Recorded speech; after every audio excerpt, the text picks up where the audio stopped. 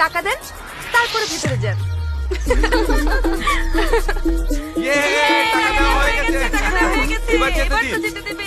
টাকা?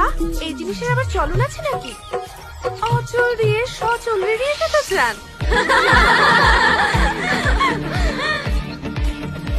লক্ষ কোটি টাকার কাবিনের সাথে এই 1 টাকাকেই রাখতে হবে। বাবা, কত ক্যালকুলেশন। ক্যালকুলেশন সাহেবের নামটা কি? প্রথম।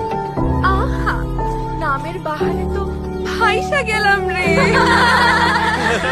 আচরণটা খয়রাতির মতো কেন?